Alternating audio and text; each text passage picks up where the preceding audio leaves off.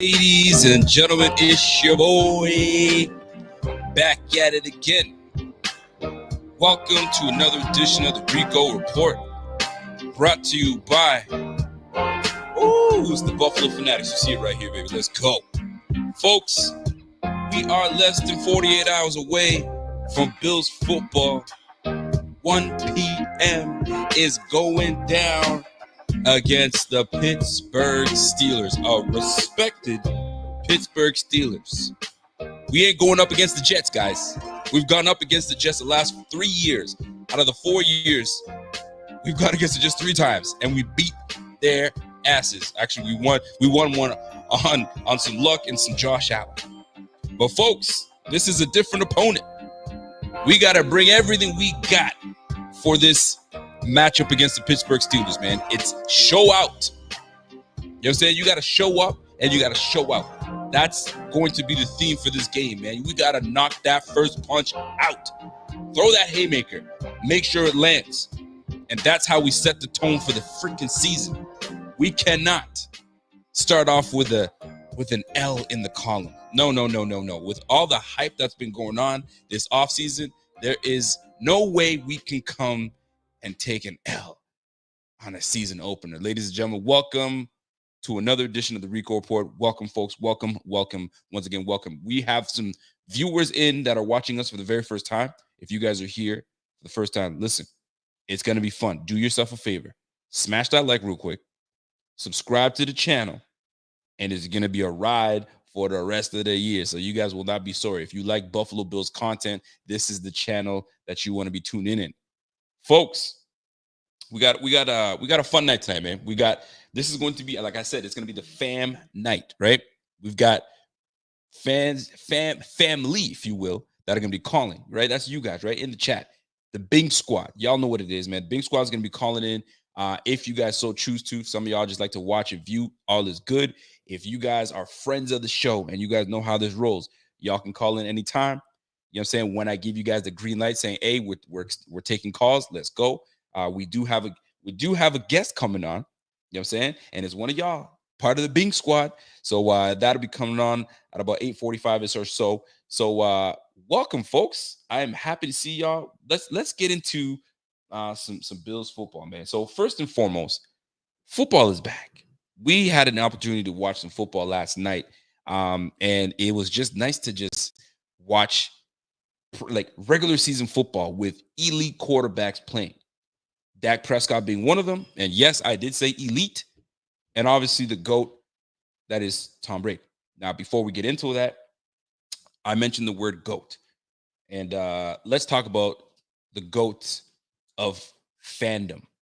Let's talk about the best fans in the league. Watch your foot, babe.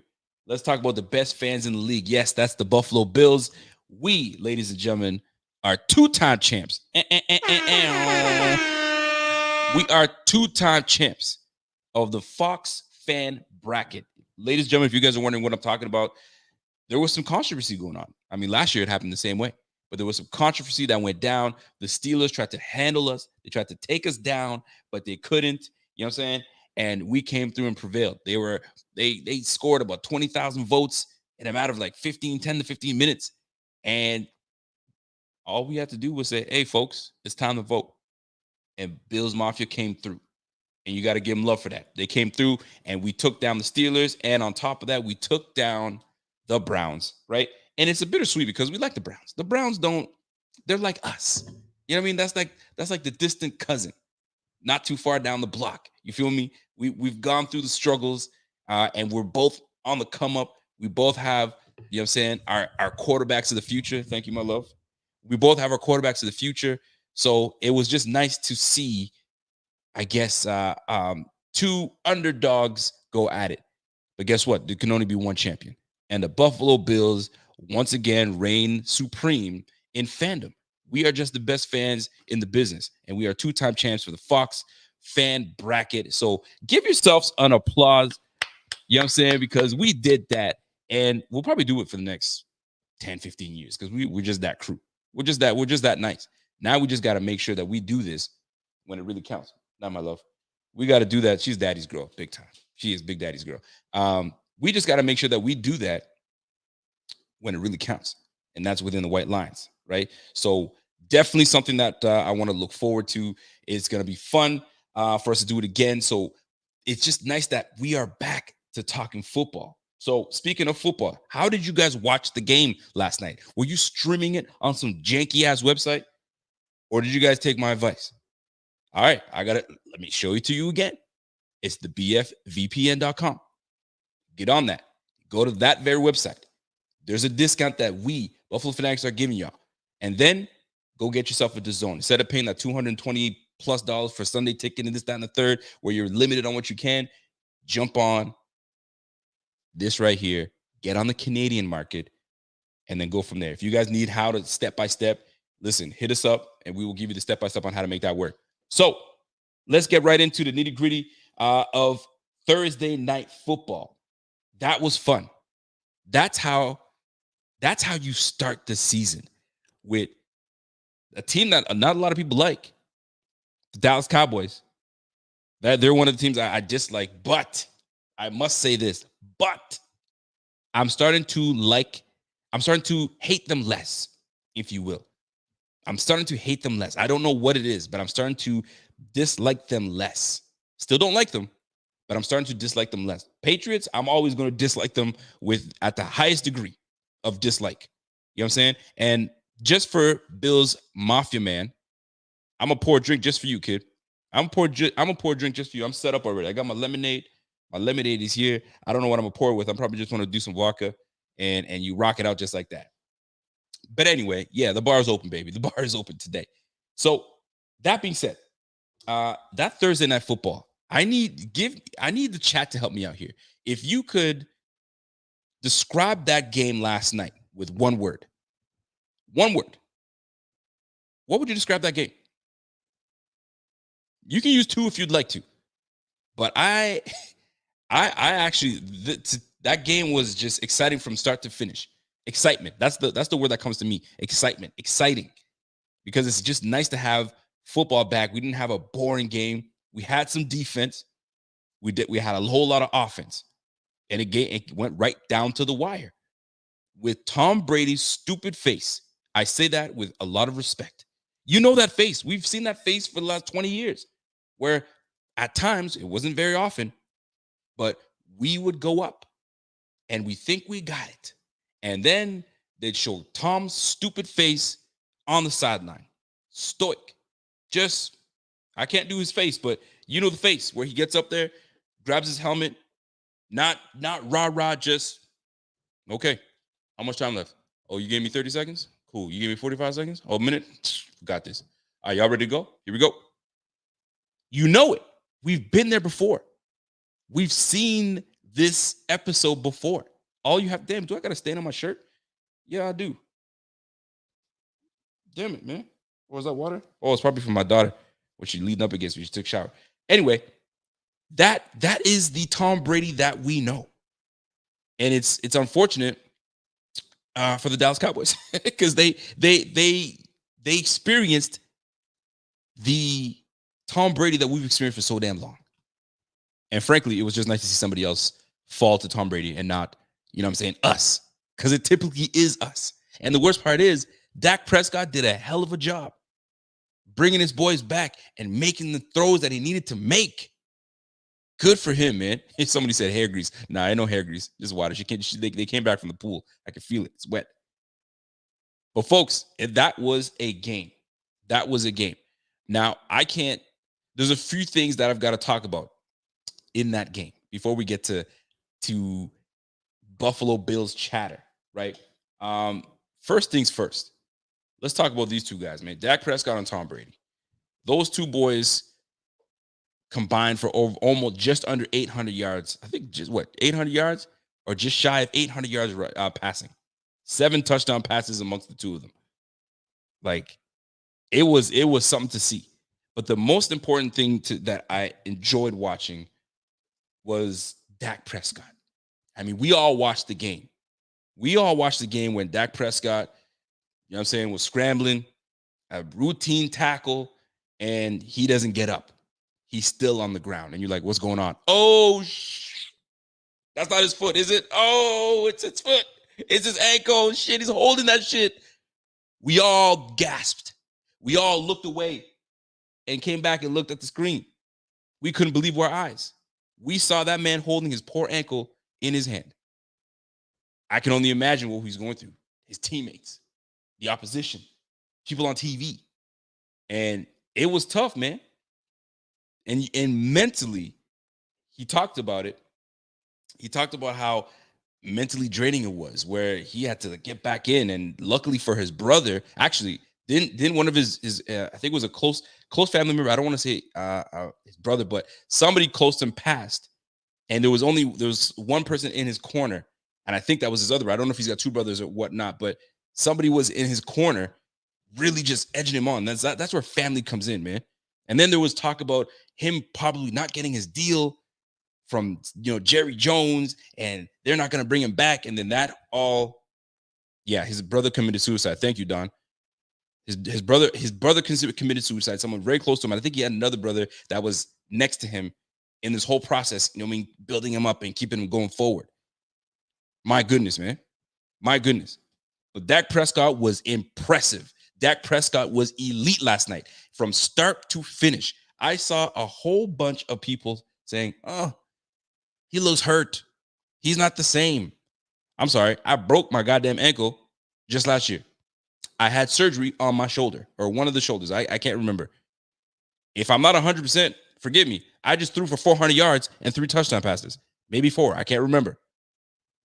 If that is him not 100%, wait till that man is 100%. Golly. And we have people saying, "Oh, well, he didn't look the same. His arm's a little short." Well, 400 yards tells me different. And if he's not healthy, shit, you better look out. Dak Prescott, very impressive. Very impressive to see Dak Prescott. You went through a lot of adversity, man. A lot of adversity in the year. And look at him now. He had a hell of a day. And what helped that man out is that damn receiving core.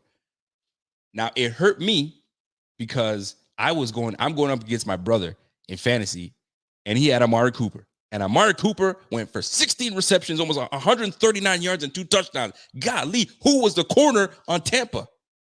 Who's covering that man? Holy, if it wasn't for Gronkowski, I would have been done for. I would have been like, all right, we setting up for next week, man. Because Gronkowski's the only one that helped me out. CeeDee Lamb was nuts. CeeDee Lamb had a case of the alligator arms. You know what I'm saying? Ball was on the money. Yes, it was in traffic. Yes, I could have. I questioned I questioned the decision making and throwing it into the traffic like that, but that ball was on the money. And CeeDee Lamb pulled the old alligator arms. But nonetheless, Dak Prescott, it was good to see Dak Prescott. It was really good to see Dak Prescott. It was really good to see good defense. Man, is it Devin White? Is that the linebacker for Tampa? Golly, that boy's nice. Devin White is nice, man. God, like you saw this guy nice through, makes big tackles. That is nice. Now, one thing that stood out to me in that game, before we get to Bills talk, was the underutilization of Zeke Elliott. Did y'all see that? Did you guys see the underutilization of Zeke? Zeke, bro, if you had him on fantasy, you were listen, that's the highest paid running back in the game, isn't it? And you got McCarthy doesn't want to use him. Kellen Clement doesn't want to use him. 33 yards rushing. And I bring this up because I have Devin Singletary on my team. And I'm like, damn, man. Devin Singletary, I'm hoping that he breaks out the way we all think he's going to break out. And I had to make a decision today. Do I start Devin Singletary or do I start my guy, Paris Campbell? I went with Paris Campbell. I'm sorry. I'm doing it. You feel me? But nonetheless, Zeke Elliott, that wasn't a good showing. But it's the lay of the land these days, man. It's a passing league. And you saw it, 400 yards of passing. So it's just one of those things, man. But you're going up against a very good defense in Tampa Bay. So I don't blame him. But golly, you got to utilize the highest paid running back in the game. Or is he? Is he not? Or is it McCaffrey? I have no idea. Now, I wanted to get that out of the way.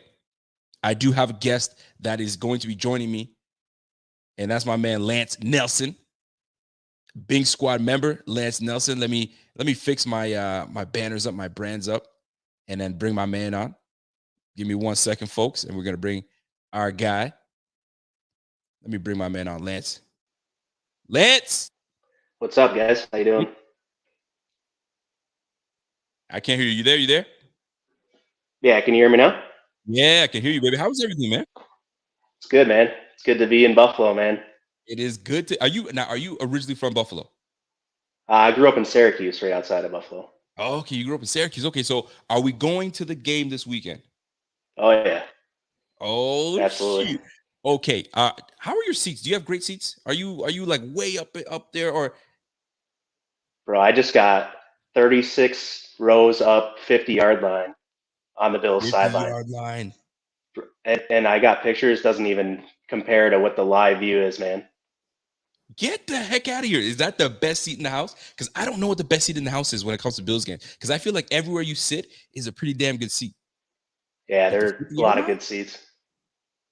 I That was in the is club 200 level. That's a good seat. I mean, but this, you saw Josh Allen dumping water on Trey White during the preseason game, joking yep. around. It's the best. So That is awesome. That is awesome to hear, man. So I'm glad you're gonna be going to the game. So Lance, you had an opportunity to think about what you wanted to bring up and talk about and chop it up. So let's talk oh, yeah. football. Let's talk Bills. Let's talk whatever you want to talk. The floor is yours, man. What's on your mind?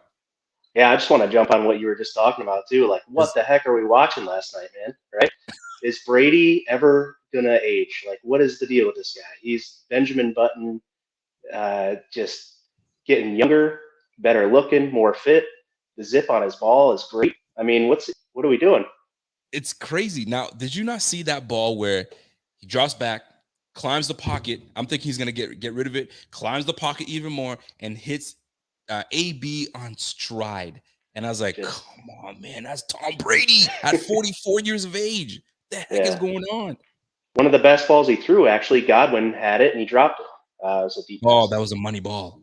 Yeah, it was cash. I mean, um, Dak didn't have any zip like Brady had, but he's got the shoulder right now. I feel like Right. that's going to be a kind of a something all year. But you know, the Cowboys just had terrible clock management too down the stretch. Just drives me nuts. You can't give this guy time. He's done it over and over again.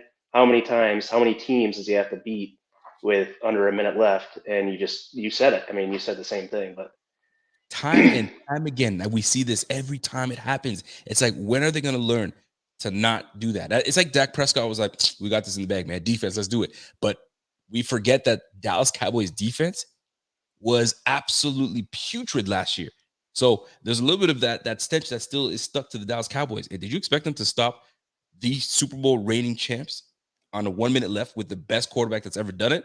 I can't see that happening, man. Now, I will say this though. Did you see that push off? I didn't see the PI. Oh, I didn't see it.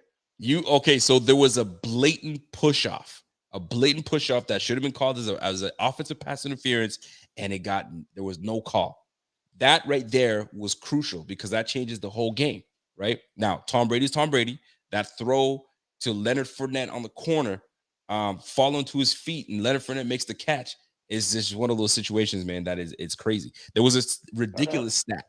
There's never been a team that has surrendered 400 yards of offense, three turnovers, and what was the other one? There was another ridiculous stat, and still win the game. That's Right. that's crazy. That's craziness to me.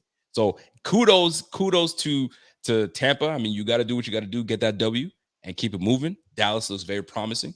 It's going to be nice to see them, and we'll see how it goes. Now, watching that game, here's a question for you. Watching that game, does it does it worry you or does it excite you to see what Josh Allen's going to be able to do against Pittsburgh?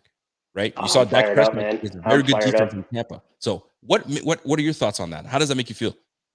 Yeah, no, I couldn't be more excited, dude. I mean, 15 guys with receptions in last night's game, four different guys over 100, and Gronk had 90. I mean, you got so much offense going on, and if there's any other team in the league set up to just go out and lay it all out there, you got 6 deep, 7 deep wide receivers on the Bills. You got running backs that can do it, Breida and Singletary. Have to see Moss out of the backfield still on the Yep. receiving side. But you said Singletary's on your fantasy team, man. He's gonna do great, just not rushing. They're just, he's just gonna get PPR hopefully, if he can. But we'll see how that works out. Listen, we're about to find out what this offense is truly made of, because we're going up against a very well coached team. I had my man Clay on just the other night when we were replacing Z-Bot on the smoke break, and a very well coached team is not going to be where we just walk through the park and we make it happen. It's going to take some defensive stops from this defense, and I think that we will. We're going to need some turnovers, because the last 2 games that we played the Steelers, it's not like we blew them out of the water. We just won convincingly, at least by a touchdown or more. But that's not something that we're like, we should be able to walk through these, because I see a lot of confident Bills fans. You seem like one of them, that you are super confident that we're going to win this Steelers game with ease. It'll be very interesting. I got to give a shout out to my guy. I don't know about ease. Me neither. I'm with you. Tampa started 0-1 last year and was 7-5 with 3 straight L's before they went bananas and won 8 straight, including the Super Bowl. Listen, man, John DeMarchi makes a great point, because it's all about when you get hot. And I've mentioned this before. We remember the 07 Giants. The 07 Giants backed into the playoffs. I think they went 8-8, and they came in and handled business and beat the Tom Brady, for that Super Bowl, right? When that's the year that Tom Brady went 15-16-0, or they went undefeated until they met the Giants, right? So a very good point by my man John DeMarchi. So is there something that stands out to you for this game before I let you get your points off? Is there something that stands out for you this game that you want to jump in and say, you know what, not a lot of people are talking about this thing? Is there something that stands out for you, Lance? Yeah, I listen to a lot of talk radio, so I've heard about just about every topic on this game. It's been coming for so long now. Everyone's kind of broken down every aspect of it, so it's kind of so let me put it this way: what's one of the things that they've spoken on, and you're like, I totally agree with that. That's a point that is heavily underspoken on, or is there something that you're like, man, that's an obvious. That's exactly what needs to happen. Yeah. What have you heard that you're like, I disagree heavily or I agree heavily? Which one is it for you? Yeah, just one of the things is with Gabe Davis coming on, and we still have Emmanuel Sanders to try to fill John Brown's role.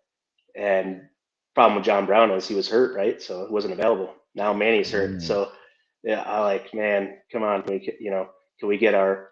But this is what we're gonna do. We're gonna hit our stride when everyone's healthy. So it looks like the same kind of thing, and that hopefully helps us get hot at the right time later in the season. See, that's what I'm hoping for, man. Like, and I don't know if you caught last show, and I was talking about the analogy of getting hit first. I don't know. Lance, you ever been in a fight? Yeah. You've been in a fight? You've been in a fist fight? What's that? I talk a lot, so I've taken my fair share. Okay, cool. Punches. So let me tell you, what's one thing that when you're in a fight, do you want to be the one that gets hit first, or are you the one? Are you swinging first? Yeah, you always got to try to go on the offensive first, right? You got to go on the offensive first, right? Got to keep this clean, right? You got to keep this figure clean and this face clean. So, and that's the point. In this game, we can't let Pittsburgh come in and try to roughhouse us and toss us around on our own turf, right? We have to defend the dirt. That's what my man's been talking about. McDermott's been talking about forever. Defend this dirt. So we got to be the ones that throws the first punch, not a jab. I'm talking about one that, that gets the knees wobbly. And then we just got to take them out for good. So before I let you go, my man, because it's been great having you on, I got to ask you this. Score predictions. I hate score predictions. I don't know how you feel about them, but do you have a score prediction for this game? 34-21. 34-21. Yep. And who is your breakout star offense and your breakout star defense? I'm hoping it's Gabe Davis. That touchdown that Allen threw to Davis in the preseason game. Yep. I watched it. It was fantastic. Obviously, my view was pretty awesome. And boy, if they can start connecting like that, and he's the most heavily target receiver on the Bills in the end zone. So I'm looking for it, and he's a deep threat. People don't want to talk about him being a deep threat, but he was actually a bigger deep threat than what John Brown was last year. I'm just saying the facts are there. Look at the numbers. My girl Donkey says the lawyer in me says they have to hit you first. Ugh. Well, she's not wrong, if you will. But I mean, if they bumping gums and they come in and then they invade your space, this is where you can say, you know what? I'm protecting myself. He's in my personal space. Blah, ow. Right to your face. Drop him on the floor. I mean, that's just the way. Don, can I get away with that? The lawyer in you, can I get away with that? That he entered or he or she entered my space and I'm defending myself. You let me know, Don. So, Lance, I'm going to give you the last word, man. What's the last word that you want to let people know before this Sunday game? What is on your mind? Tell the people they're listening to you. The floor is yours. Yeah, I'm super excited. It's the first home game with full capacity in 2 years. If anybody's going to the game, you really just got to bring as loud as you can. I'm gonna probably lose my voice in the first quarter, I imagine. So everyone's just got to bring it hard. I've got in the NFL playoffs, I've got the Bills, Chiefs, Titans, Browns as your division winners, with the Colts, Chargers, Patriots as the wild cards. In the NFC, I got Bucks, Packers, Niners, and Redskins, or football team, excuse me. Yeah. Rams, Seahawks, Vikings as your wild card teams. Man, I expect the Mafia to be nuts this Sunday. Go Bills, and I really appreciate you having me on, brother. Listen, ladies and gentlemen, Lance, I gotta give you the horns, man. That was sick. I like it. The fact that you've broken down who you feel is gonna make it in the playoffs. Who do we face? Because I mean, we can't say that we're not in there. Did you say are we facing the Packers in the Super Bowl? Would you say? From the NFC, I'm split. I've heard a lot of. I want to go old school Chris Berman and do the Niners Bills. My buddy's a big Niners fan, and that would be sick. Niners. That's my heart. That's my heart's projection, but my mind says Rams Bills, because I just think Stafford's going to light it up with the Rams, honestly. And I don't know, until it doesn't happen, I'm gonna believe in Stafford and that receiving crew. We got Robert Woods over there. Was always my favorite receiver with the Bills, and I think that's going to be a pretty hard offense to stop there. I like it, man. Ladies and gentlemen, our guy Lance Nelson. Lance, thanks for tuning in, man. Listen, we got to do this more often. And don't be shy. I'm glad that you were not shy. You came on. You came with your takes, and we'll definitely have you on another time, my man. Love it. Go Bills. Let's there. Go Bills. We'll see you, man. And that's our guy Lance Nelson. I gotta give my man Nelson a little love for Lance Nelson that came through, man, because it takes a lot of balls, man. Not a lot of people are good with coming on and talking, because it's not easy. It's not everybody that can do that. So shout out to my guy Lance. He came through and held it down. You know what I'm saying? For the Bing squad. Bing, biggity, bing. You guys already know what it is. Let me get my bell out for my guy Lance. Let's go, Lance. Let's go, my guy. So, folks, the show does not end. If you guys want to call in, the phone is on. I already have everything set up.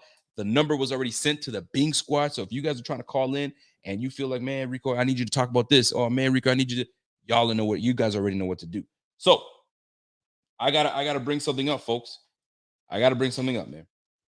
Bills news. And we anticipated that this could happen, and it's happening.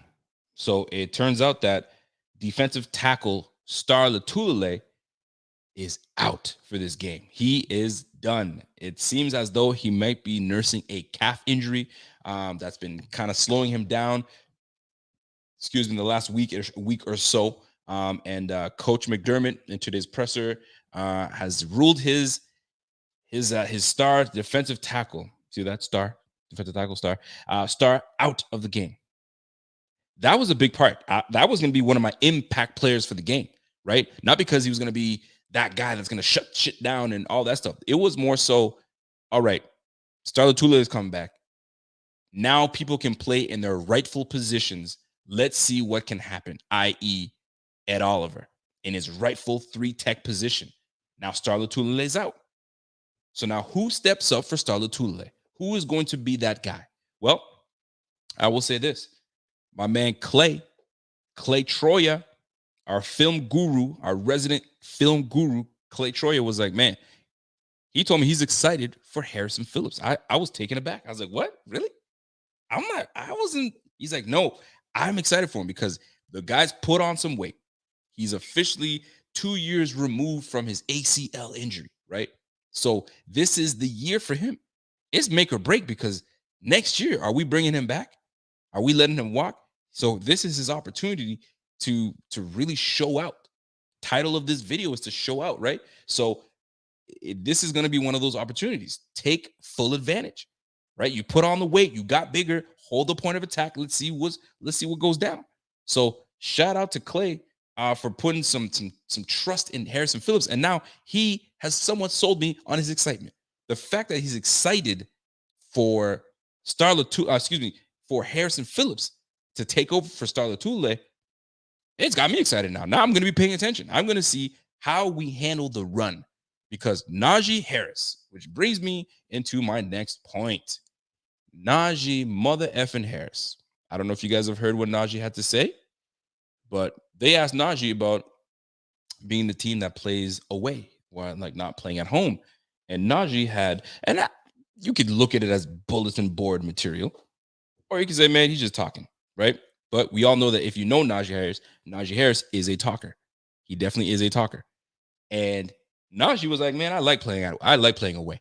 There's a little bit more excitement playing away and we get to go play at Bills Mafia. Bring it. Okay. So it's all roses now. You want to go play away. Okay. So when Ed Oliver's up in your grill, when Boogie Basham's in your grill, when Russo's in your grill, when Jerry Hughes, Epinesa, you know what I'm saying? Mario Addison is in your grill. I don't know how fun it's going to be for you. And if you do make it around the edge, Predator's going to be there too. That boy can run sideline to sideline. So it's going to be very interesting. And shout out to my guy, Lance Nelson. Lance, thank you for tuning in. That was great. That was fun. We'll do it again. I promise you that. But that's Najee Harris, boy. Nick G says, yo, that's cuz Najee Harris, man. Najee's supposed to be a Bill. I know. He was supposed to be. I mean, there was some talk with him being there, but I think we made the best. I think we made the best decision. My man, IB Al said, Rico, where you get that sweater, son? You know what? You know where I got this sweater? I got this sweater. I mean, I'm in Canada, so we have a place called Sports Expert. And I happened to be walking out the store, and my wife's like, did you see this yet? And I turned around and I see this thing. I was like, what? Where'd you get that?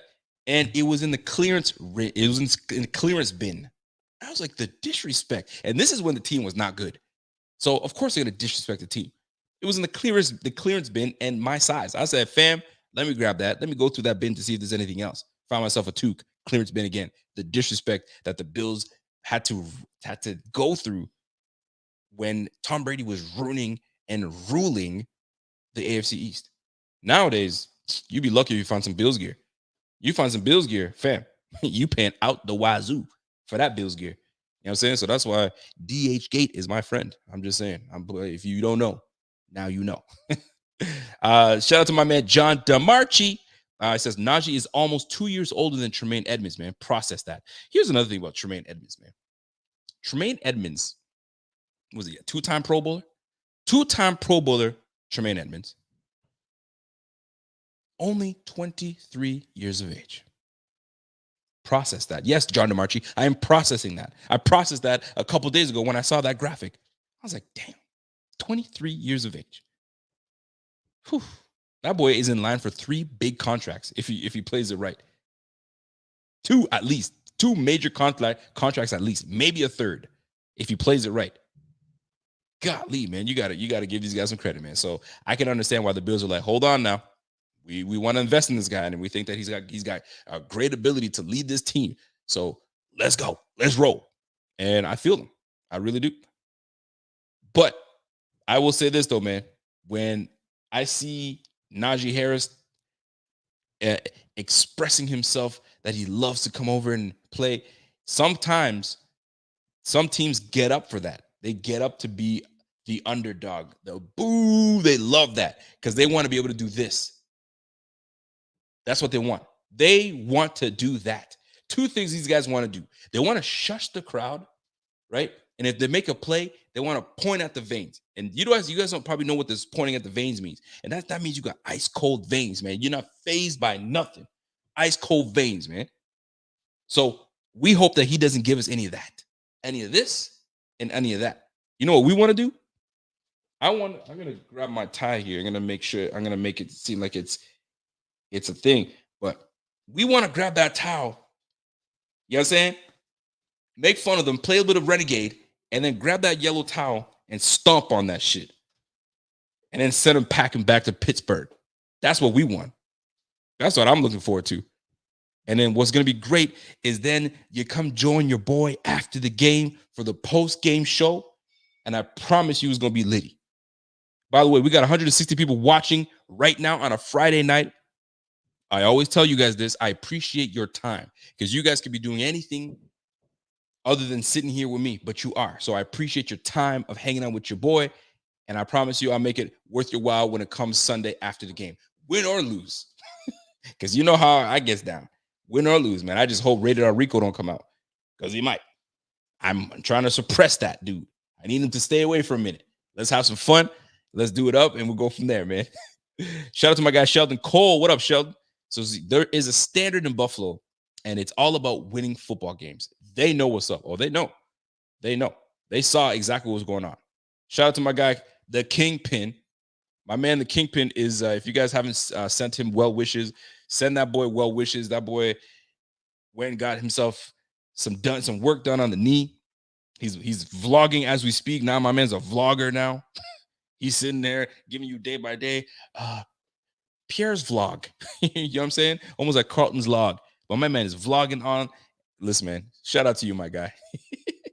Quick recoveries for my guy. They even cleaned up the knee. They fixed up his torn ACL. That boy is a walking mess. You know what I'm saying? Hopefully your golf game gets better. I'm hoping that for real. That boy's got a smooth swing. I'll tell you that, man. By the way, shout out to my guy, Lance Nelson. Lance says, yo, defensive player to watch are Taron Johnson against Juju and the role player of Saron Neal plays, right? Didn't answer that question earlier. Okay, hold on. Oh, so that's who you feel that is going to step up. Taron Johnson in the slot.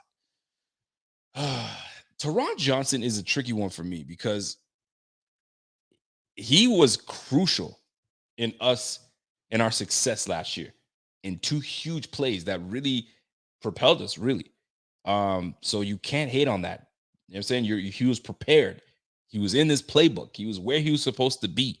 But there are times when my man is just getting, you know what I'm saying, rocked inside out like a baby. And he's getting rocked to sleep with some routes, and he's just lost, right? So I'm hoping that we get a great year from Taron Johnson. And if he is, you know what I'm saying, if he's that guy again for us this coming game, takes one back to the house, we might have to call him the Pittsburgh Killer. You feel me? So we'll see. We'll see how that plays out. Shout out to my girl, Don Keith. I appreciate you. She says the Ravens now have 4 out with the season-ending ALs. I know. It's terrible, right? And 1 out with an Achilles. Something is seriously wrong there. Here's the thing. Before I get back into Bills football, this is and I'm a fan of Lamar Jackson. I really am. With start, I'll expect Carlos Basham to play inside in a bit. I expect more snaps from Big Boogie Basham and Greg. Oh, you best believe that. That's for sure. I'm going to get into that as well with Star's absence. Now, Lamar Jackson. Everybody's bagging on Lamar. They've been bagging on this man since his college days. And then they bagged on him when he came to the NFL. And he heard all the bullshit. He heard all the shit talking. And guess what? He got himself an MVP and said, silence, you peasants. I'm here. I got my MVP. Stop playing. Stop saying I can't play quarterback, man. 36 touchdown passes for your ass. Stop that nonsense, right? So here we go. We have them in a predicament right now. The Ravens are in a predicament. They lost Dobbins. They lose Gus Johnson. Or is it Gus Johnson? I think it's Gus Johnson. They lose Gus. Now you're playing with off the street running backs and Latavius Murray, and you've got who was it? Somebody I don't even know. And then Freeman just got signed, and you got Le'Veon Bell that's on a practice squad. Fam, they're a mess. They're a whole mess at running back. But here's where Lamar Jackson can come out and silence them once again. He's got to play quarterback. Gus Edwards, thank you. I said Gus Johnson. Why did I say Gus Johnson? I know somebody's Gus Johnson. Is Gus Johnson the announcer for college ball? I think that's what it is. Justice Hill. No, it's not Justice Hill. It's another one. It's another guy. Tyrus Williams or something like that. So let me tell you something, man. As I plug this in, let me say something to you folks. This is the opportunity for Lamar Jackson to prove people once again that he can play in this league, that he is still a good quarterback and he won't be found out like most people are trying to say. You know what I'm saying? So I'm just saying, by the way, shout out to my guy, Mr. Diggs. Rico, first time catching you live, man. Let me give you a horn, baby. Let's go. Let's go, man. So let me tell you, he's got an opportunity, and the opportunity is right now. You've got Sammy Watkins. You got Hollywood Brown. You got who you got over there? You got Edwards. Was it Edwards? Who did they sign from? The receiver from Notre Dame. It's eluding my mind right now. The Notre Dame receiver, Miles. Is it Miles? I can't remember who it is. Anyway, you got 3 good receivers. You got Mark Andrews, tight end. You have receivers. They gave you some receivers. You feel me? So you got to show out.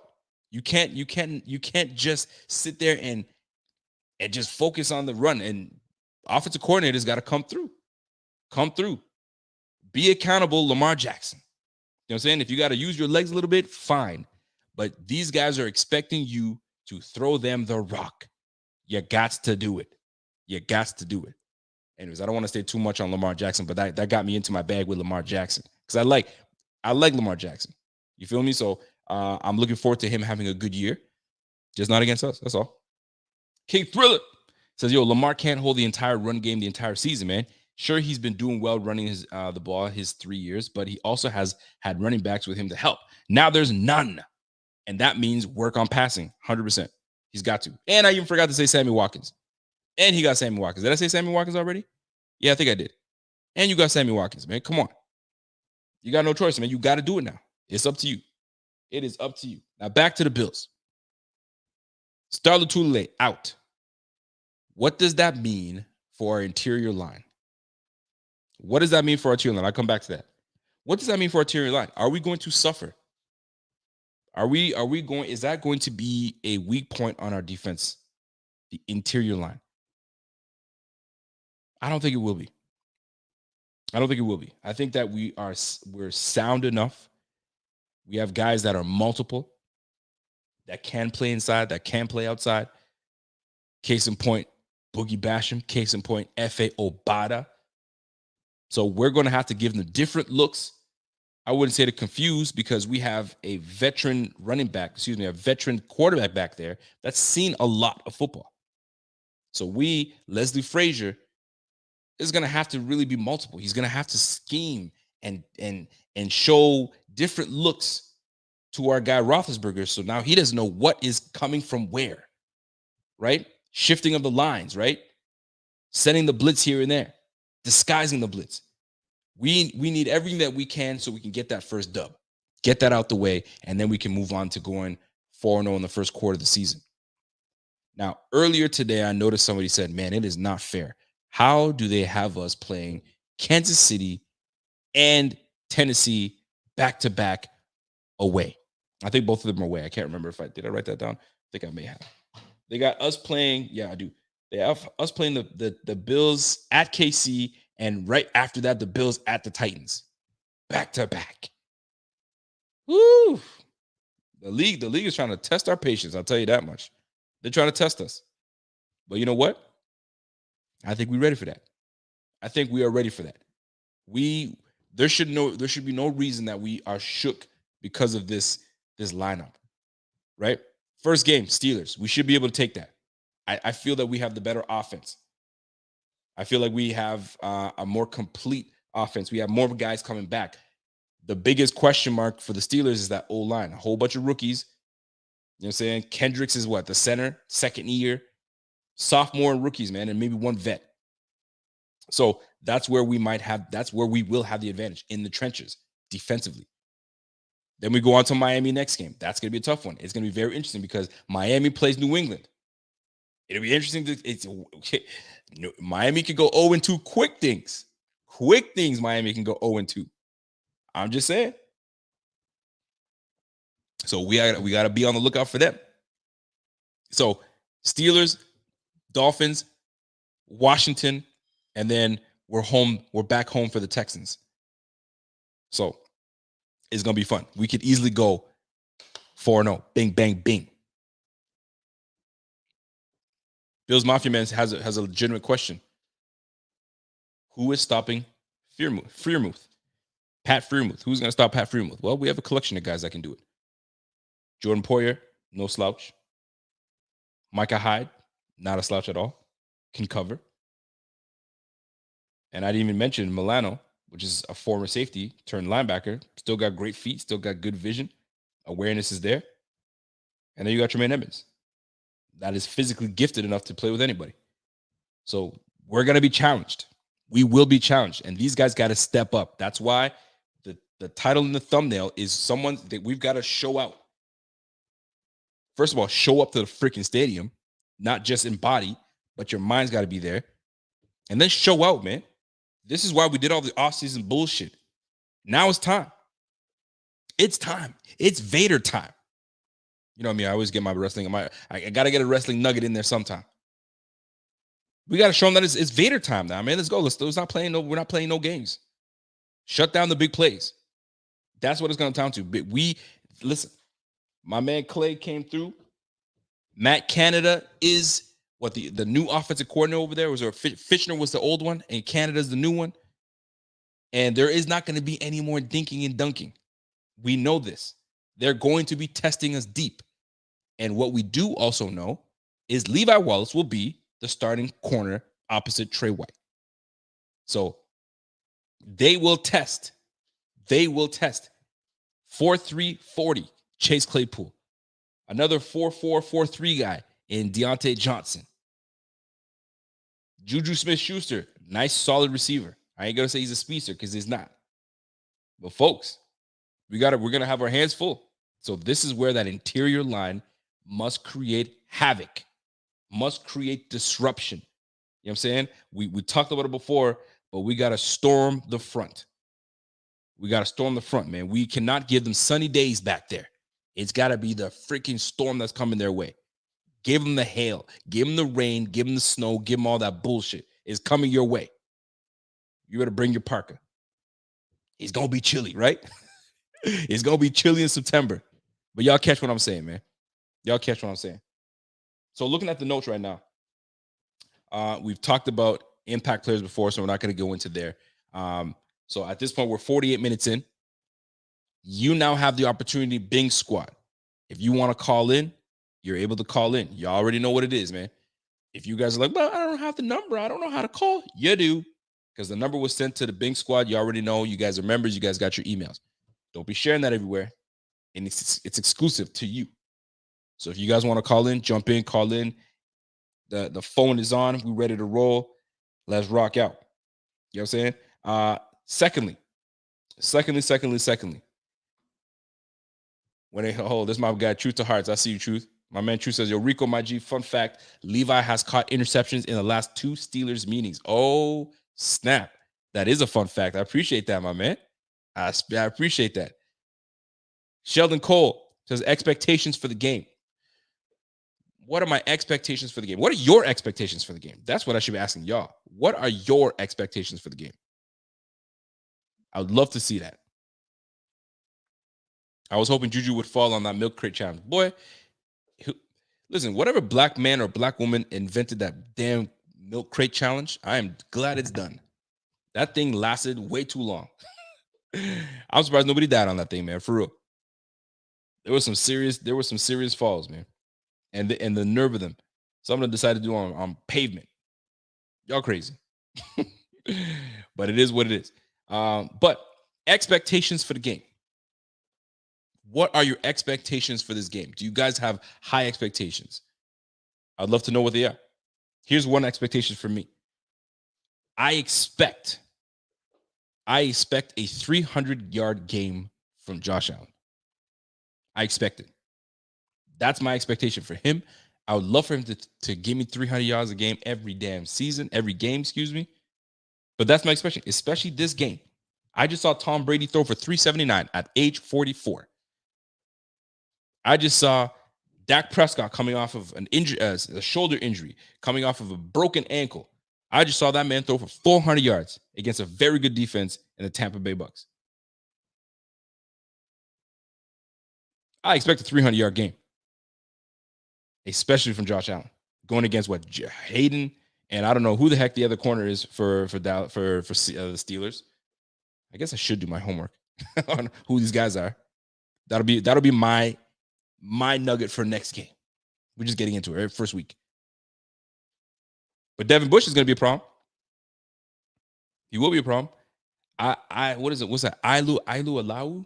They got a defensive tackle on that squad that we're going to find out if they're going to play or not. If they were there, there's questions if they're going to play or not. You know who is playing? TJ Watt. You know who's not there? Bud Dupree. He's gone. So there's going to be some places that we can exploit on this Steelers defense. Looking forward to it. Sheldon Cole says, I'm so excited to see it all come together collectively. Josh Allen is a big part of it. Oh, of course. Josh Allen is a big part. Andy Moss. 4+ sacks. Collectively, I like that. I think we can get more than 4. Because Ben Roethlisberger gives me the impression that he thinks he's still 25 to 28 years old, where he can shut off a guy and just stay upright and just keep going. All right. Keep shedding these guys, man, because you're gonna get the wrong one. You're gonna get the wrong one. Here's a question for you guys. Somebody's gonna have a multiple game sack on this team, on our team. Who is going to be the player with the 2+ sacks? Who you got? Yo, Pierre's stupid ass. Yo, Eureka, you forget the colors too? Yeah. Watch me forget the colors too. 2+ sacks. Who's giving me multiple sacks this game from our D line? Who you got? Man, y'all got Groot. Groot's about to give it to you, huh? Oh, my man Jeffrey. Yo, I keep saying Jeffrey. I don't know if it's Jeffrey Seals, but Jeff Seals. I'm gonna guess it's Jeff. He's telling me it's Obata with 2+ sacks. Okay. Justin Walker says, you know what? Give it to Mr. Old Reliable, Jerry Hughes, with a double sack game. I see it. My man Tater says, Sheldon Cole says Groot. Tater says Groot. Greg Rousseau, Groot going to be playing on that edge tons. He's not starting, but you know there's going to be an ample amount of opportunity for him to switch over, going from one side to the other. So we're going to find out. It's going to be fun. Okay, I got it. Jeffrey Seals, I got it. I guessed it.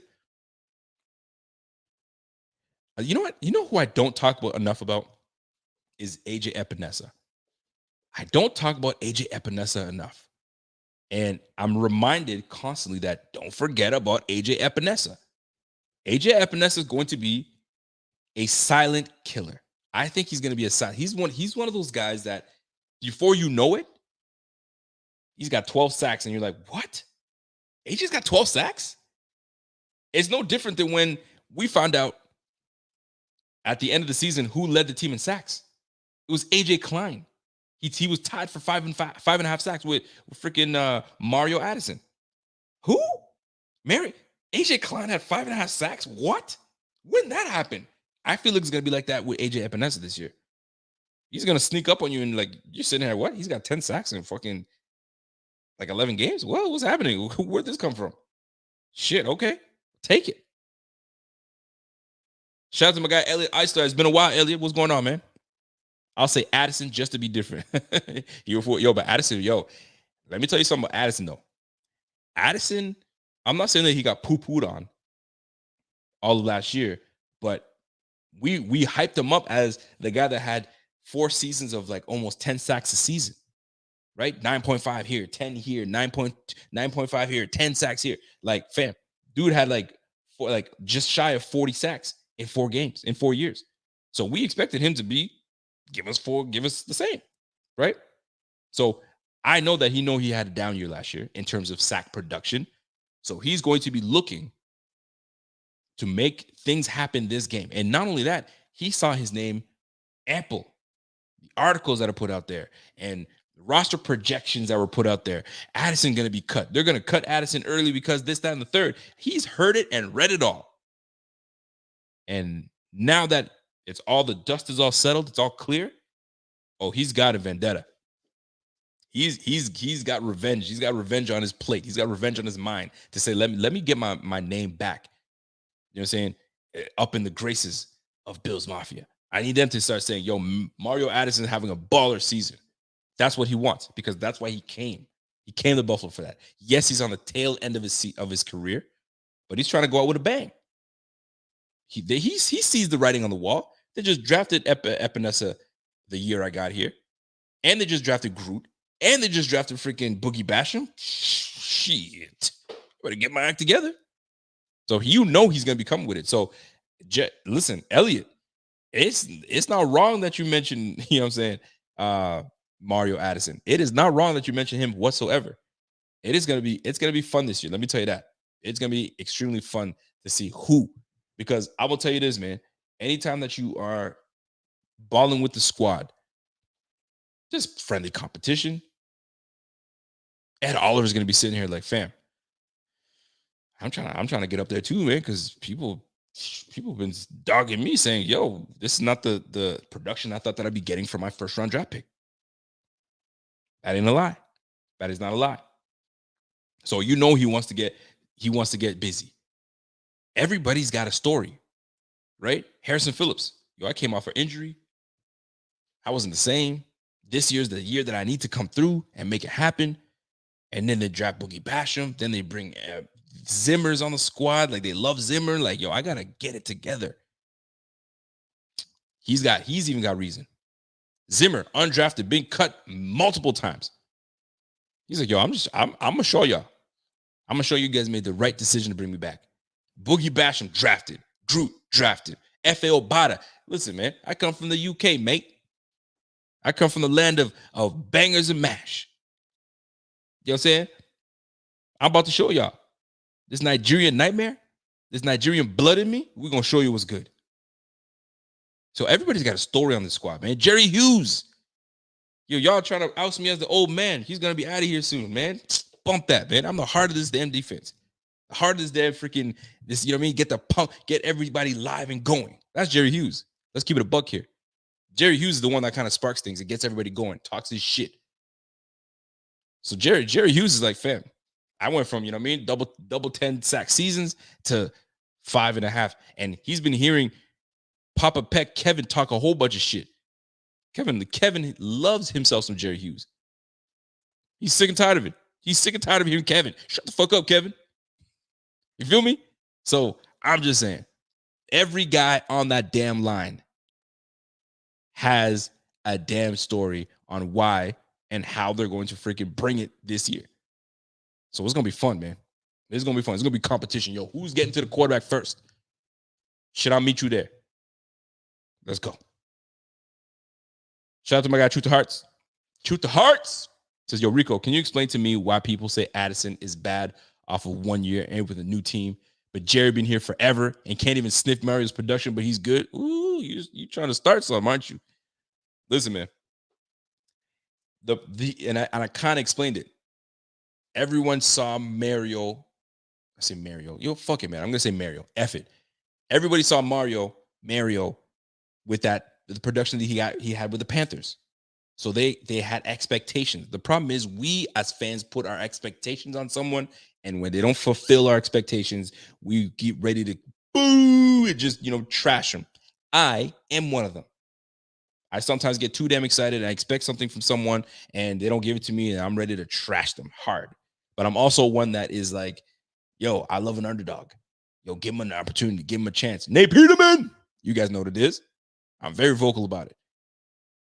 But why do people act this way? It's just because we put expectations on people.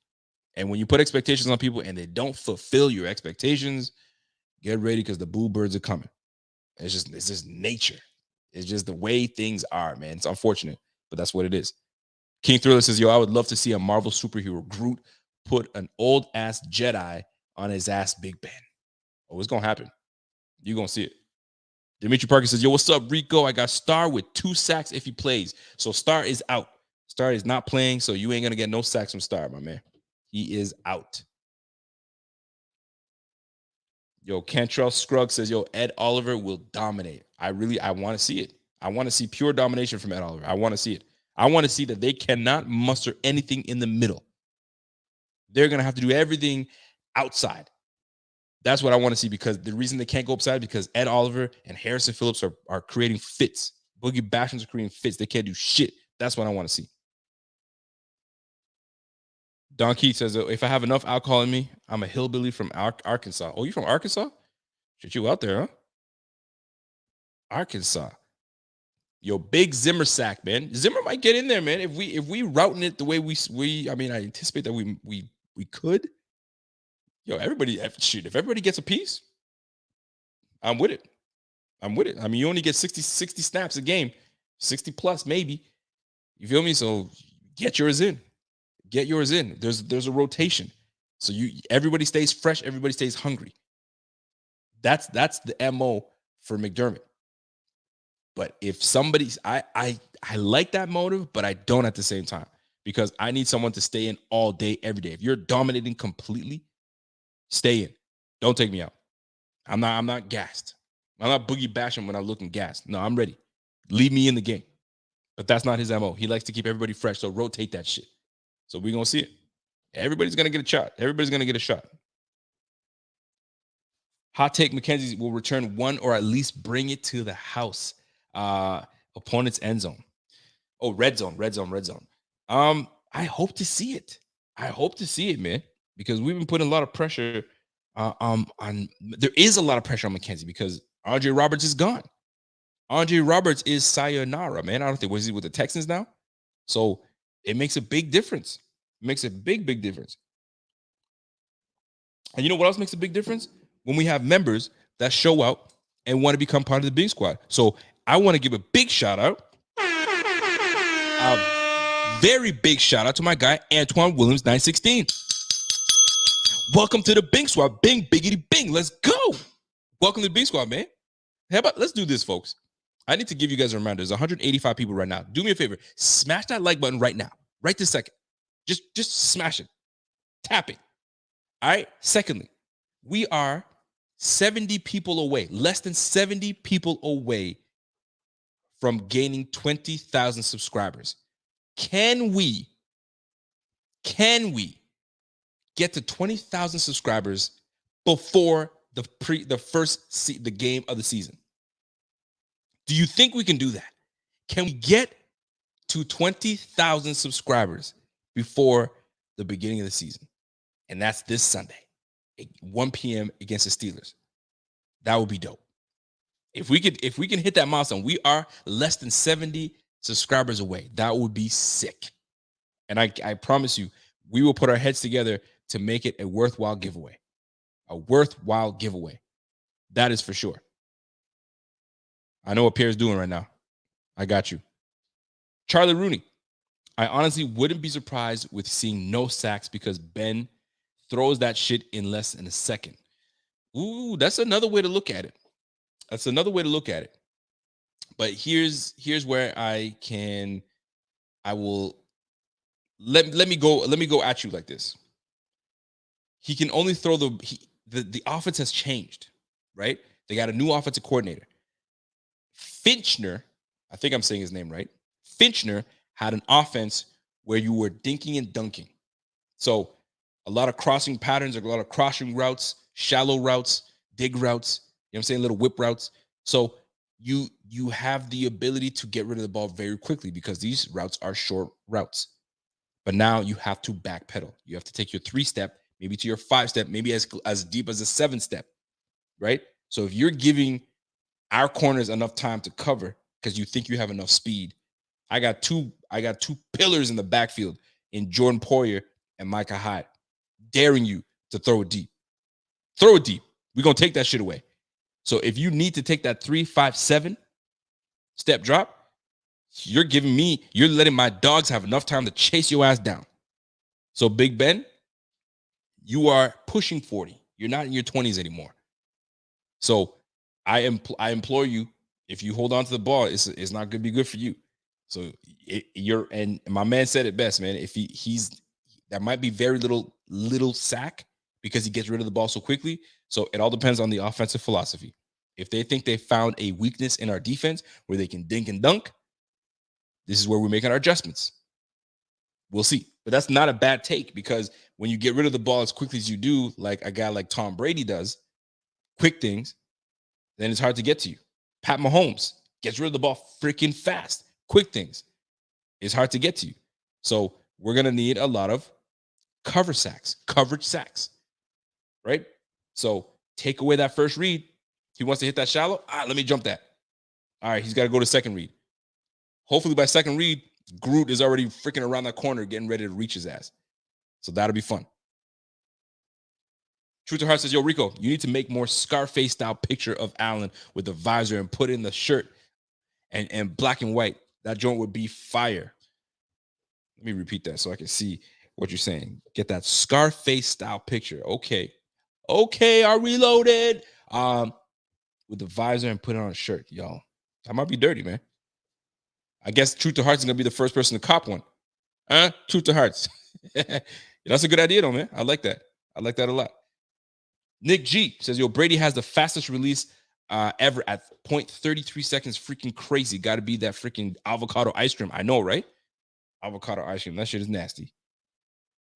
But yeah, man, quick release, man. It's hard to get to a quarterback until you take that first read away. Take that first read, and then you're good.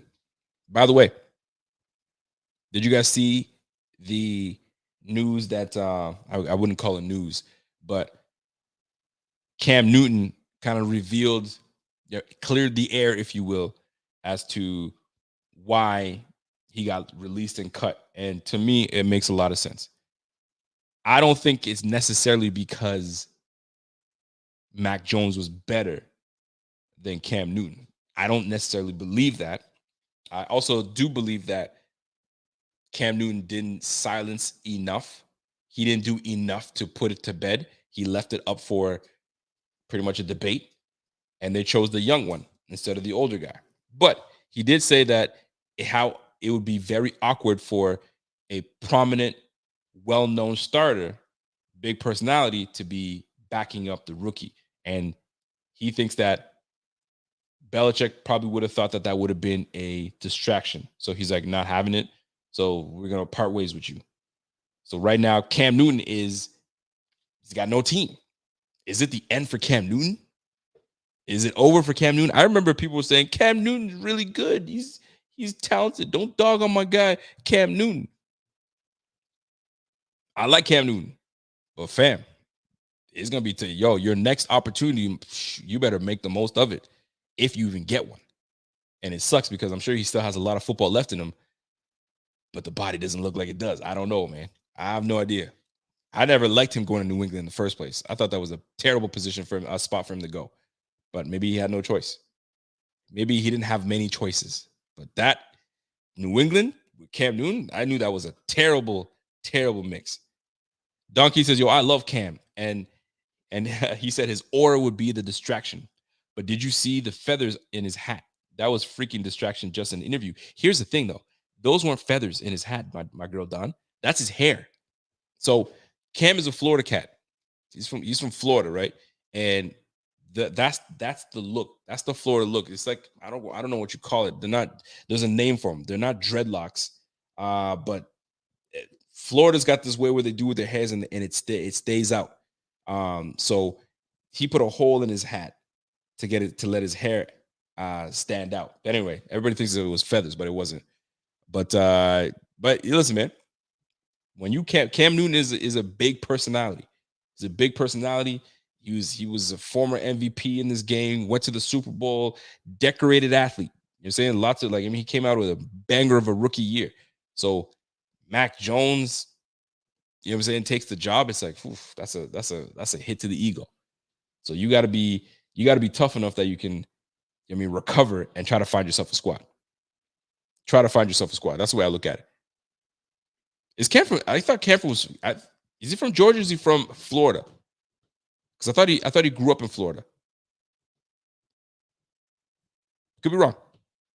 If you guys know, I'll trust you. Antoine, you're the new Bank Squad member, so I'm gonna trust you. I'm gonna trust that you know what you're talking. But I thought he was from the Florida area.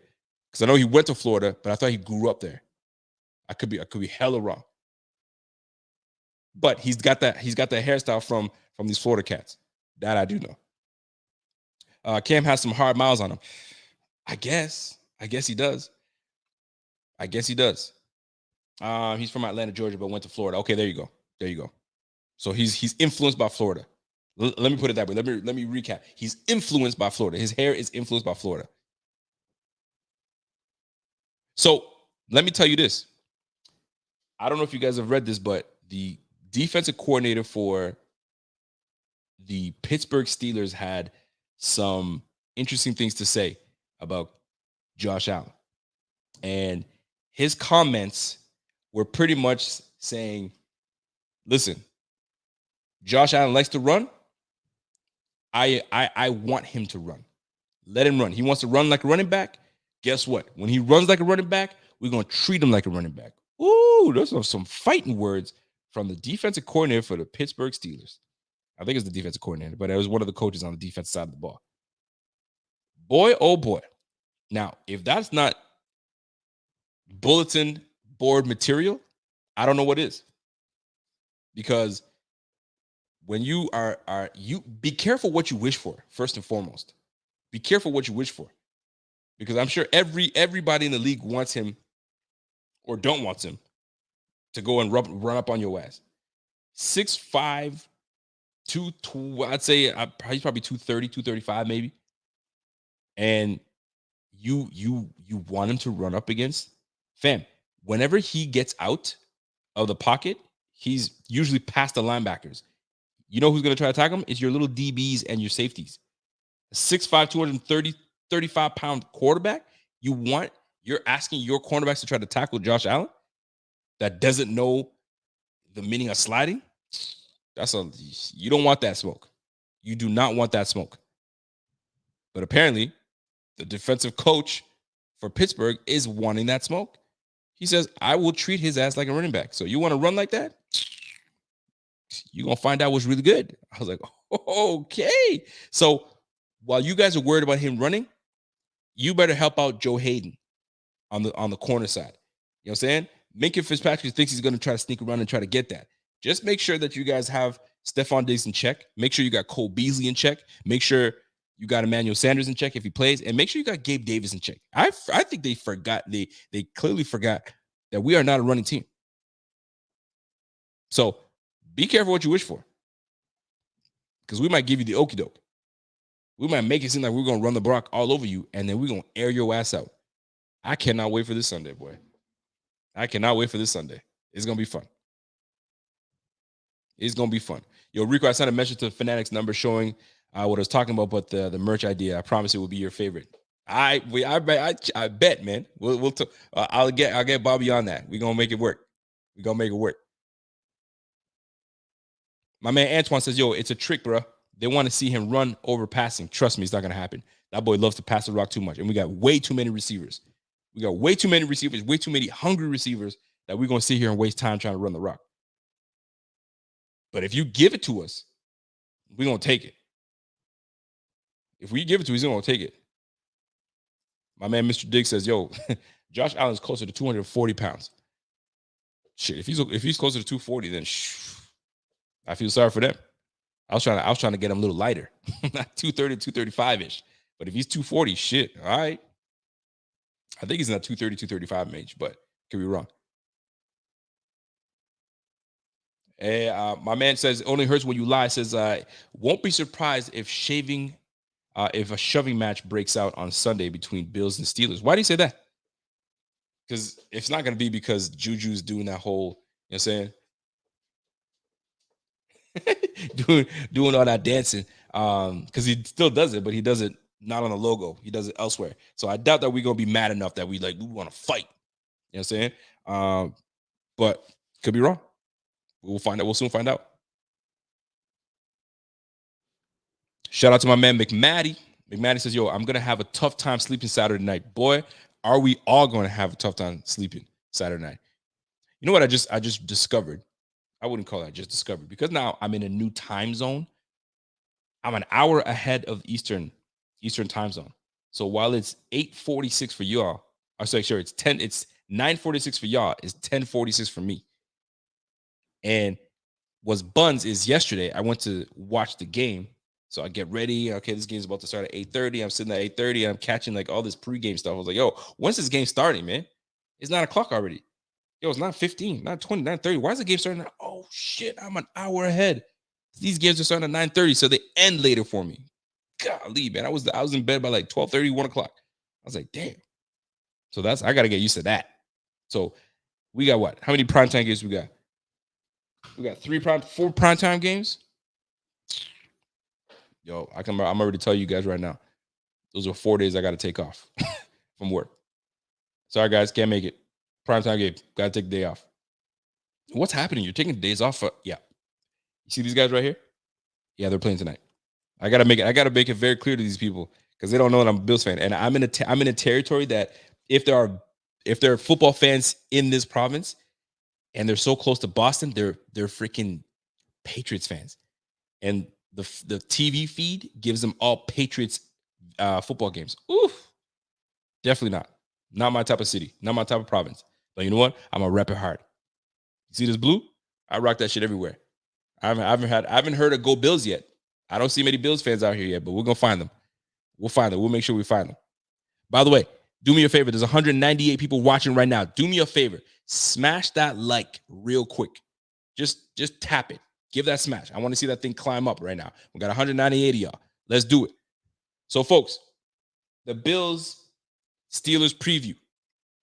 What do you need to see that'll make you feel real good?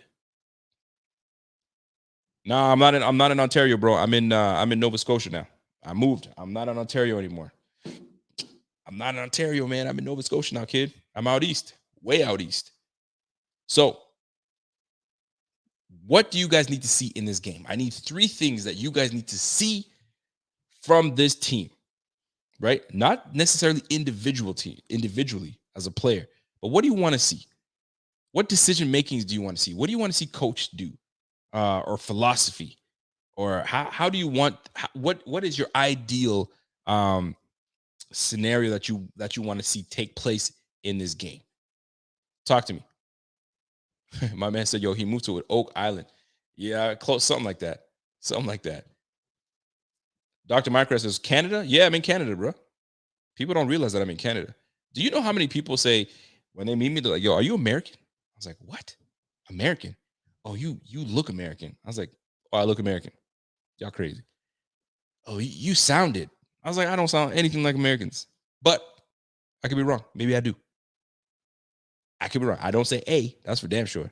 That shit don't come out. That does not come out of my vocabulary. Nova Scotia, where the heck is that? That is out east, my G. So if you're thinking, I don't know how to even explain it to you, man. Just think Boston and go up. Think New York, go to the side more and go up. It's an Atlantic bubble, way out east. Think Quebec. If you see Quebec, keep going up, and then to the right. Look at the map, and you'll see. You will see. We're surrounded by water, by the ocean, Atlantic. Richard Forbes, my guy, Richie Forbes, man. Mr. Diggs think he moved to Nova Scotia way out there in the weed growing territory. You a fool. You a fool, man. You don't have Canadian drawl? Nah. No Canadian drawl. I don't think I do. North of Maine. Thank you very much. North of Maine. That's what you guys want to know. So if you guys are trying to figure out where the hell Nova Scotia is, north of Maine. Never been to Maine in my lifetime, but we're north of Maine. Thank you, John. John Slareth came through with the geography. I like it. That's what I'm talking about. Yo, Rico, you can pass as an American, little brother. Oh, yeah? Okay. I didn't think I could, but I guess I can. So talk to me, folks. What do you guys need to see in this game?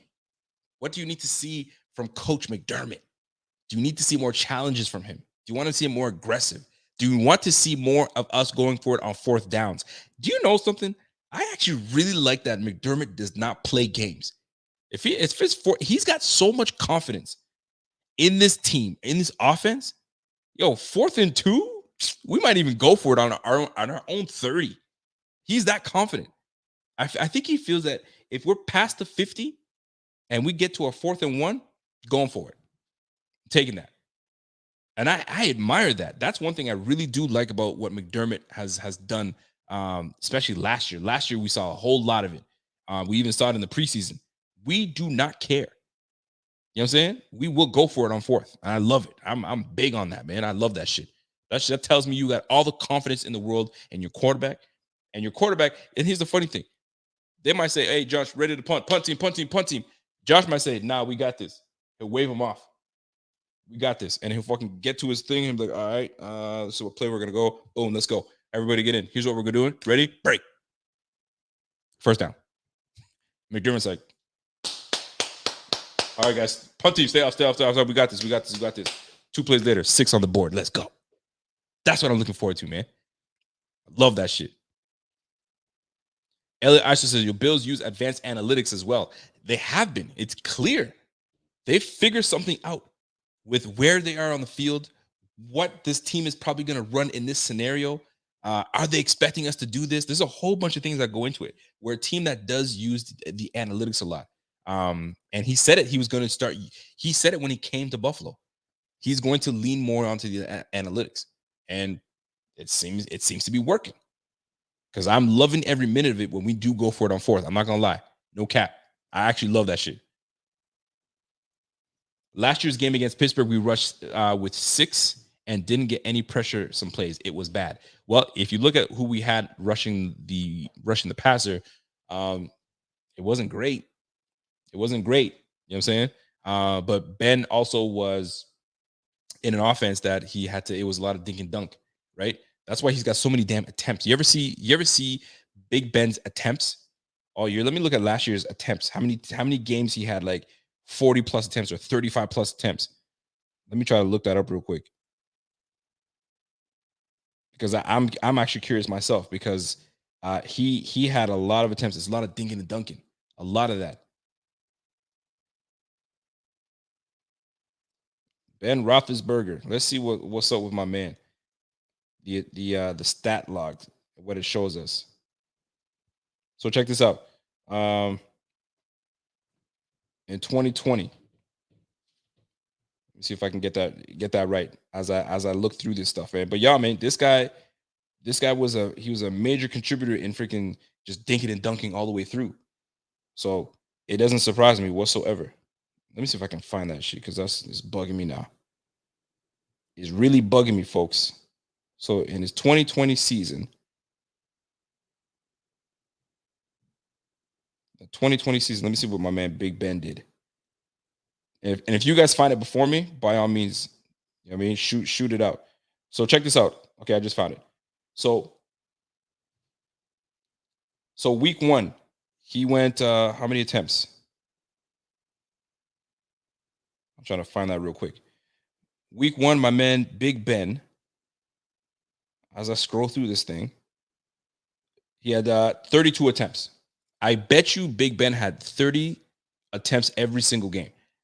I think the last game against the Browns, didn't he have like 58 attempts or something like 60 attempts? It's all that dinking and dunking. Dink and dunk. That's all this man does.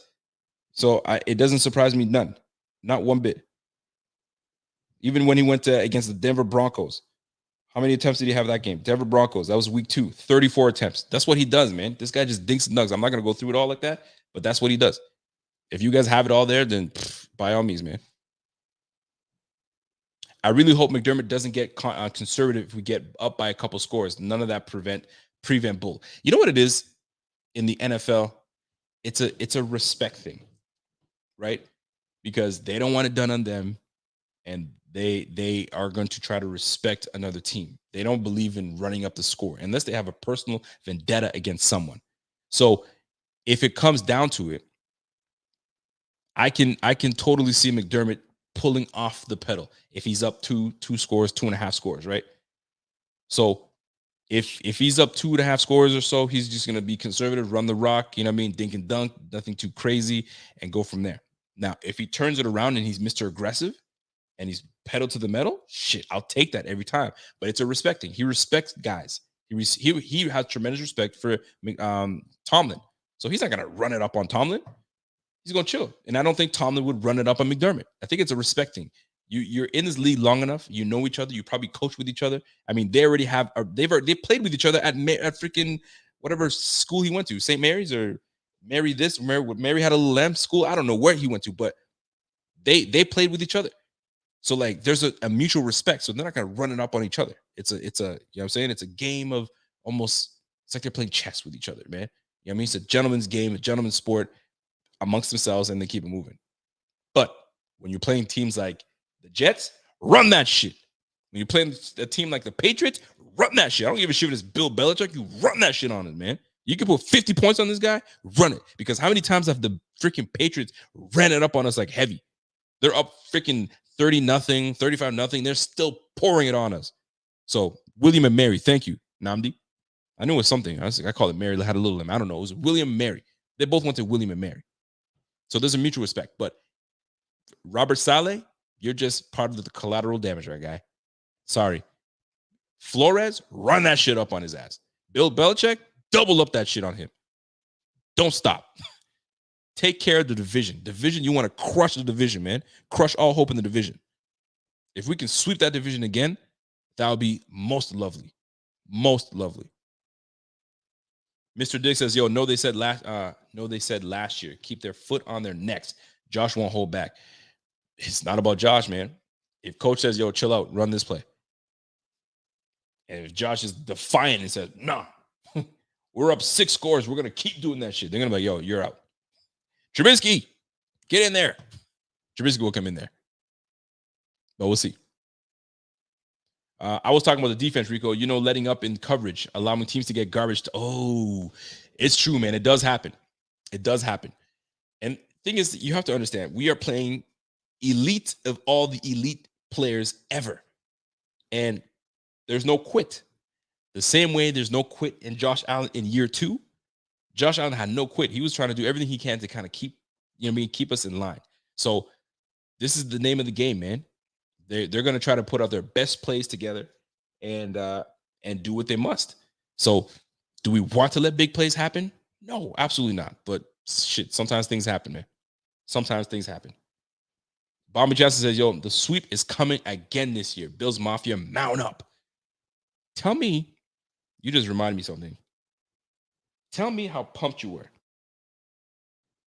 when Kyle Brandt came on the screen and was like, hey, fam, unzips his jacket, shows off a Kansas City,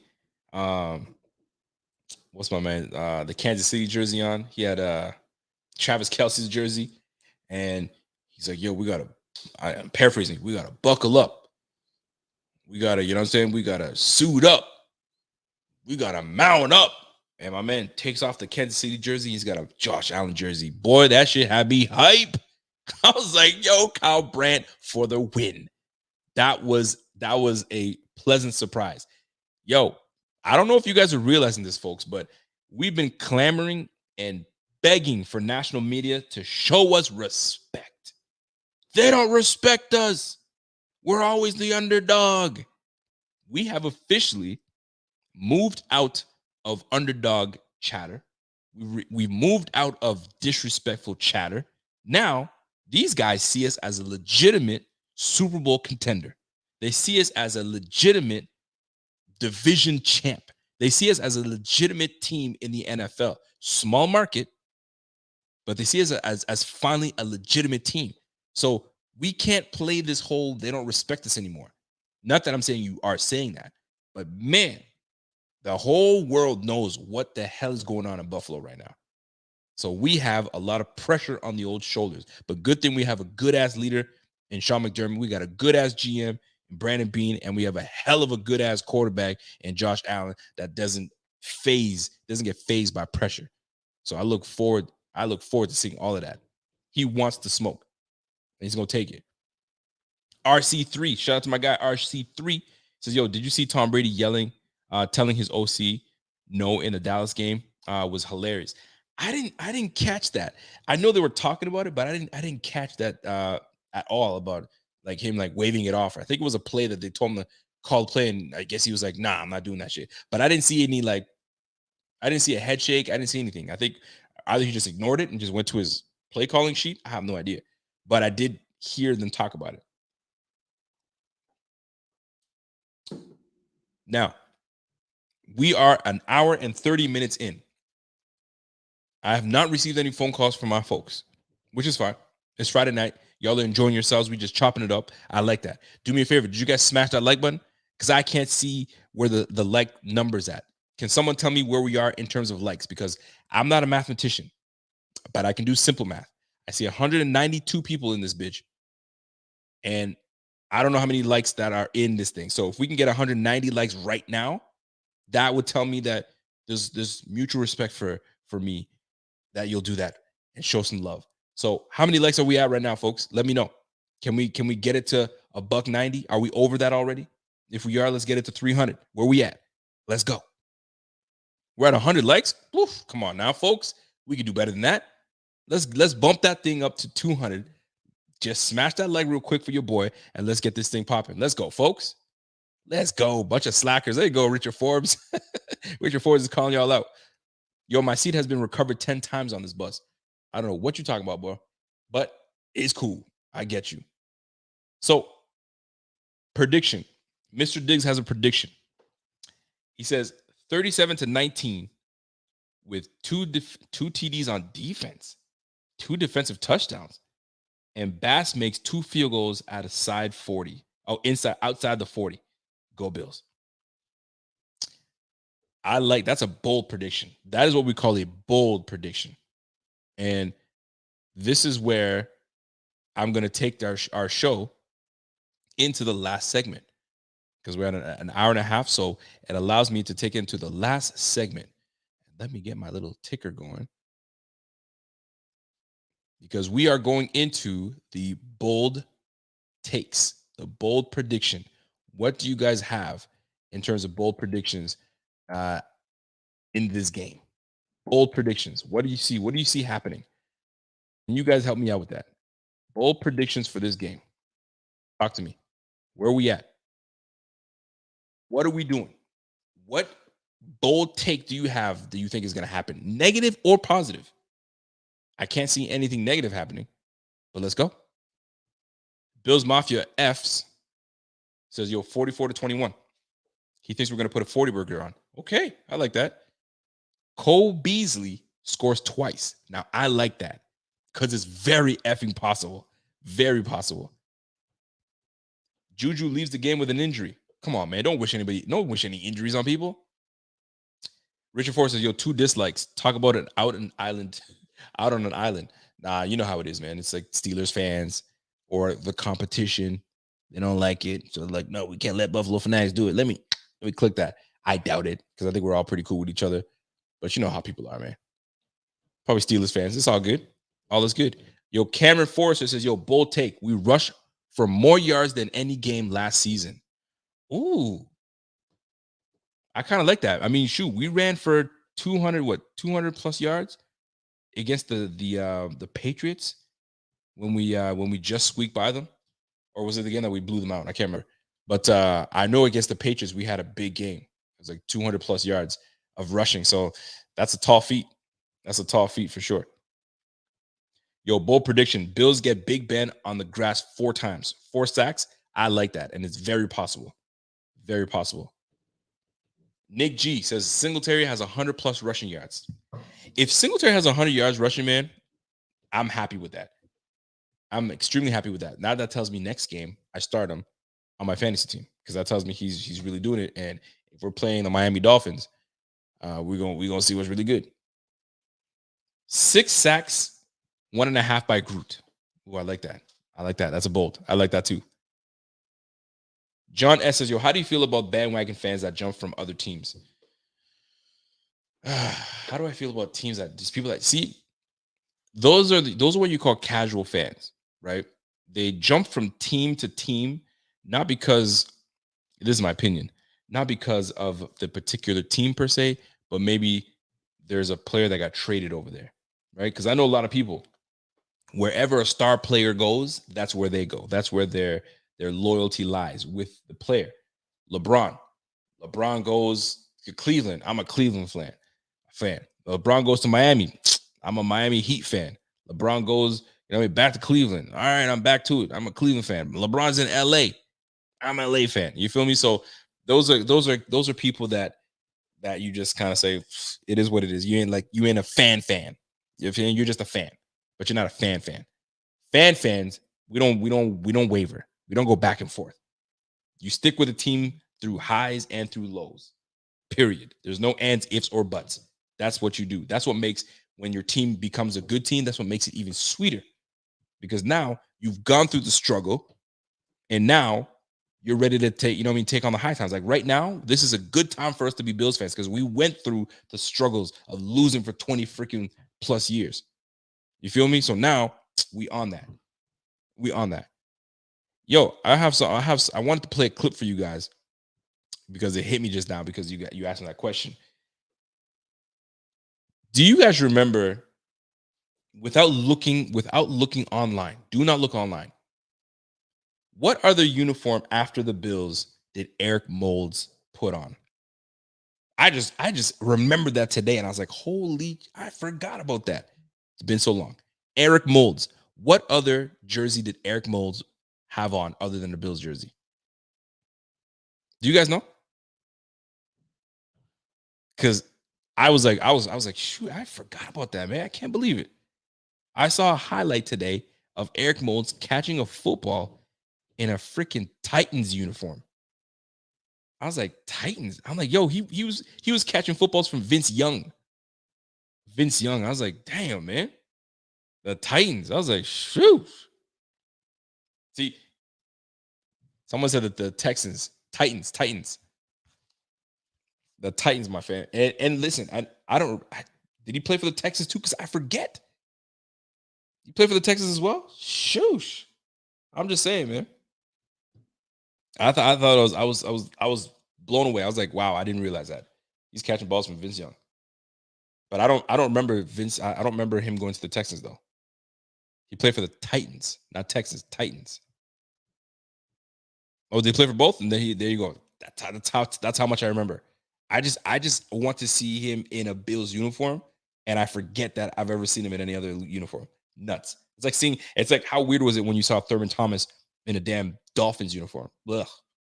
Or seeing freaking Bruce Smith in a Redskins uniform. How weird was that? That was weird. I was like, ooh, I don't like that. That does not please me.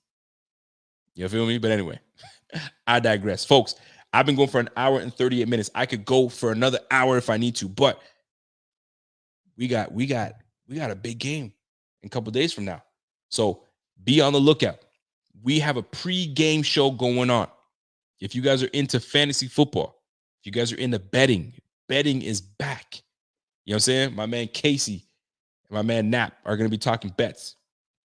So if you guys are trying to make some money, trying to parlay a couple bets here and there, jump in on those bets, man, because it's going to be big. So hit us up on Sunday morning. We'll be live Sunday morning with Kyle and Casey. We're talking bets. We'll be talking fantasy football, and then we'll jump into the pregame show with my guy Judge and a slew of guests that'll be coming on. I won't be on until after the game, but we'll go from there. By the way, if you guys are in right now, smash that like for your boy. Do me a favor. Let's get this thing to 200 likes. If we can get there, that's awesome. That's amazing, and we'll do it up, man.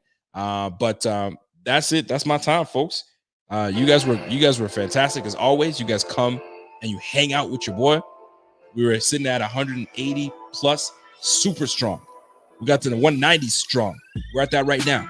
So I appreciate you. I appreciate you all. We are the two-time fan bracket champs. Fox held it down. Where do we put our banner? Help me out. Where does the banner go? We put it in New England last year. Where does it go? Does it go to Pittsburgh?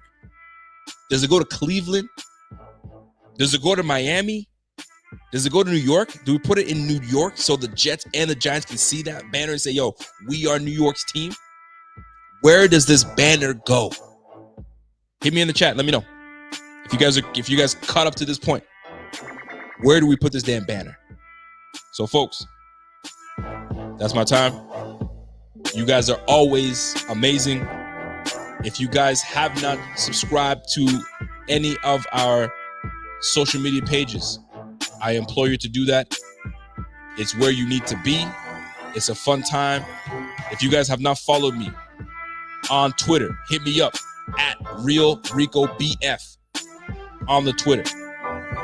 If you guys are not following our Instagram page, shame on you. You guys got to get there. Join us on the Instagram page. It's the Buffalo Fanatics.